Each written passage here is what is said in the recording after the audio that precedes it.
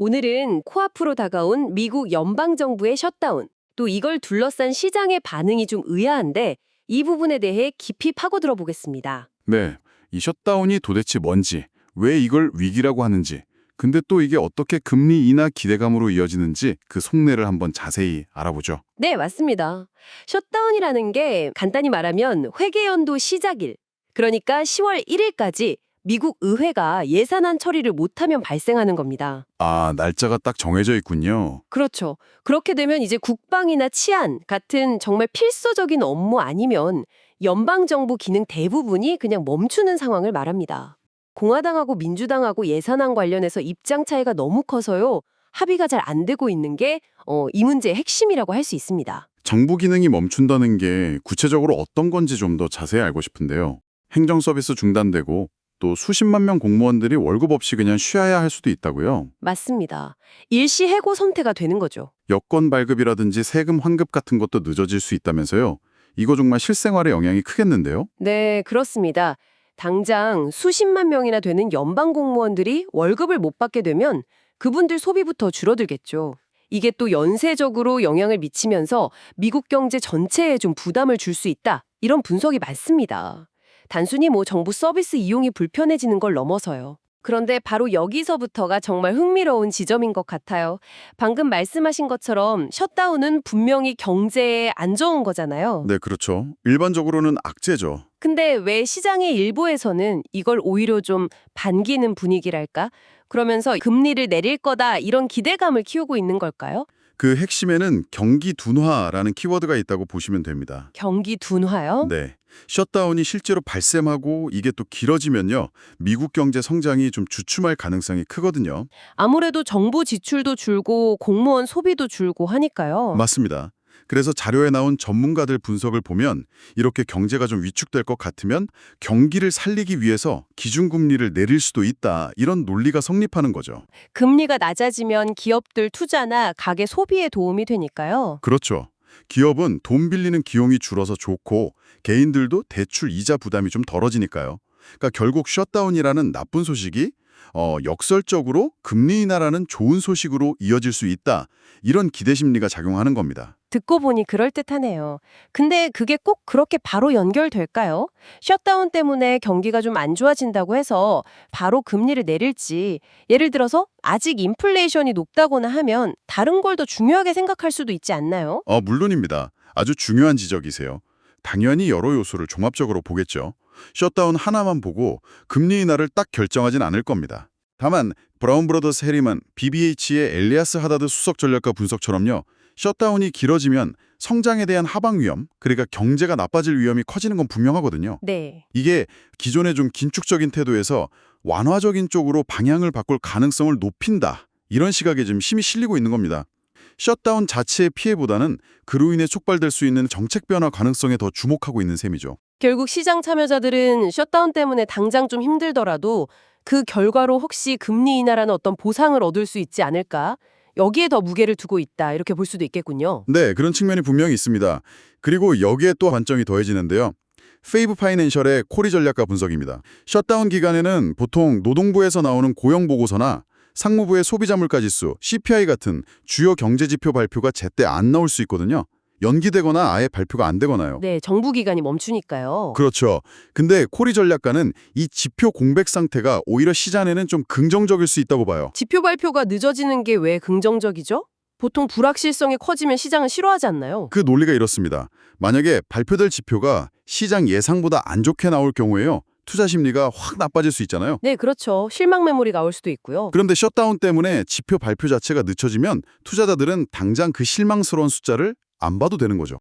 결과적으로 시장이 추가적인 악재 없이 지금의 어떤 분위기나 관망세를 좀 더 이어갈 시간을 벌 수 있다. 이런 의미로 해석하는 겁니다. 그러니까 나쁜 소식은 나중에 듣고 일단 지금은 괜찮다고 생각하고 가자. 이런 심리인가요? 근데 이게 근본적인 해결은 아니잖아요. 문제를 그냥 뒤로 미루는 거 아닌가요? 정확하십니다.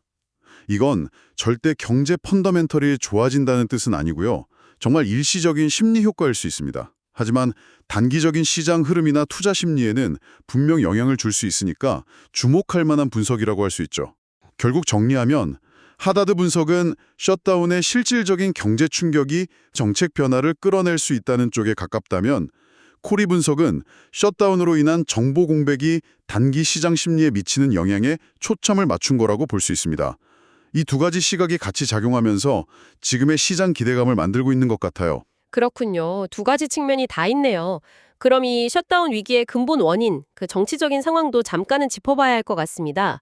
자료들을 보니까 결국 예산안 처리를 둘러싼 공야당과 민주당의 그 힘겨루기가 핵심 배경이더라고요. 네, 맞습니다. 트럼프 대통령이 아마 셧다운 겪게 될 것, 이렇게 말했다는 내용도 있고, 또 마이크 존슨 하원 의장이나 하킴 제프리스 민주당 원내대표가 서로 이제 책임 넘기는 듯한 그런 발언들도 소개가 되어 있고요. 네, 그렇습니다. 민주당이 요구하는 예산안 내용에 대해서 공화당, 특히 트럼프 전 대통령 영향을 받는 일부 강경파 의원들이 강하게 반대하면서 협상이 잘 안 되고 있는 거죠. 이게 셧다운 가능성을 높이는 직접적인 원인입니다. 하지만 오늘 저희가 주목하는 건 특정 정당의 입장이 맞다 틀리다 이런 정치 논쟁 자체는 아닙니다. 중요한 건 이런 정치적 교착 상태가 어떤 경제적 결과를 가져올 수 있는지, 그리고 시장을 거기에 어떻게 반응하고 있는지 이걸 이해하는 겁니다. 그럼 이제 시장 참여자들이 실제로 이 금리 인하 가능성을 얼마나 진지하게 보고 있는지 좀 구체적인 데이터로 확인해 볼까요? 그냥 기대감 정도가 아니라 실제 돈이 움직이는 시장에서는 어떻게 보고 있는지 궁금하네요. 자료에 금리 선물 시장 데이터가 있었죠. 네, 시카고 상품거래소 CME 그룹의 패드워치라는 도구 데이터를 보면 시장 기대를 수치로 볼 수 있는데요. 이 자료에 따르면 시장 참여자들은 올해 12월까지 미국 기준금리가 지금보다 50bp, 그러니까 0.5%포인트 인하될 확률을 75.8%로 보고 있습니다. 근데 여기서 더 놀라운 점은요. 당장 다음 달 10월 중에 금리가 25bp, 그러니까 0.25%포인트 인하될 가능성도 무려 96.7%로 예측하고 있다는 겁니다. 거의 확실시하는 수준이죠. 이 수치는 시장이 조기 금리 인하 가능성을 거의 기정사실처럼 받아들이고 있다는 걸 보여주는 강력한 증거입니다. 사실 썩다운 위기가 나오기 전에도 금리 인하 기대는 있었어요. 근데 이 위기가 그 기대감을 훨씬 더 키우는 촉매제 역할을 하고 있는 걸로 보입니다. 시장은 이미 셧다운 위험을 금리 인하 시나리오에 굉장히 공격적으로 반영하고 있는 모습이에요. 셧다운이라는 정치 불안정성이 오히려 이렇게 강력한 금리 인하 기대를 만들고 있다는 게 참 아이러니하면서도 놀랍네요. 바로 그 점이 현재 상황을 이해하는데 아주 중요한 포인트입니다.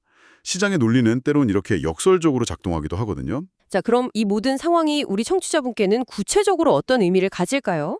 그냥 미국 정치 뉴스인가 보다 하고 넘기기에는 그 영향이 작지 않아 보입니다.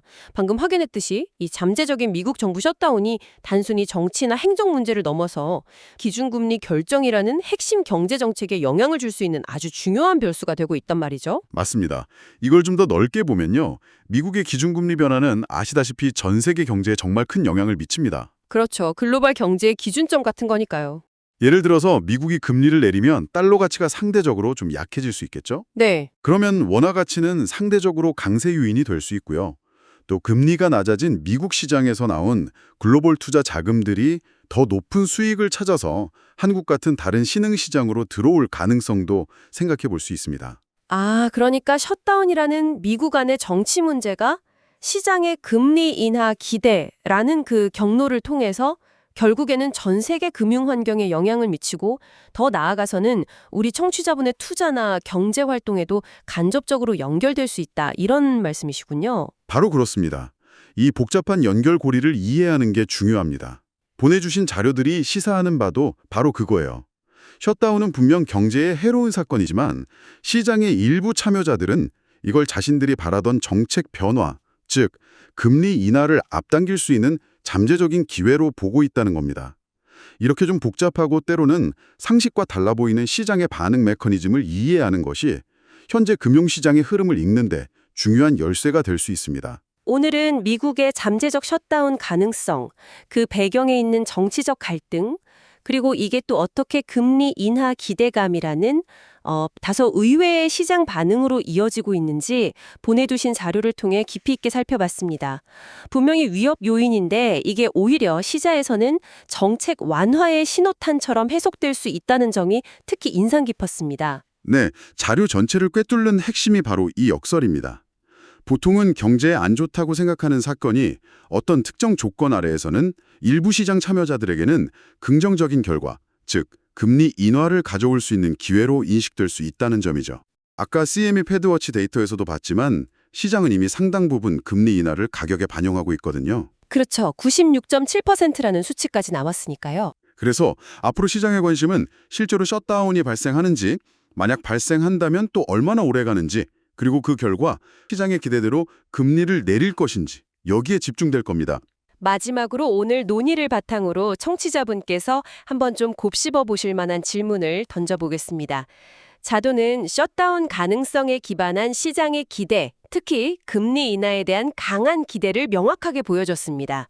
정말 마지막 순간에 극적인 정치적 타협이 이루어져서 셧다운이 아예 발생하지 않거나 아니면 발생하더라도 아주 짧게 끝나서 경제에 별다른 충격이 없다면 어떻게 될까요? 혹은 더 나아가서 셧다운이 발생했는데도 불구하고 높은 인플레이션을 더 걱정해서 시장의 그 간절한 기대와는 달리 금리 인하를 하지 않는다면 그때 시장은 어떤 반응을 보일까요? 네, 중요한 질문입니다. 이런 시나리오에서 나타난 시장의 움직임은 우리에게 이 정치적 사건과 경제 지표 그리고 중앙은행의 정책 결정 사이의 그 복잡하고 미묘한 상호작용에 대해서 또 어떤 교훈을 줄 수 있을까요? 이 질문에 대한 답을 스스로 한번 찾아가시는 과정도 앞으로 시장을 지켜보는 흥미로운 관전 포인트가 될 것 같습니다.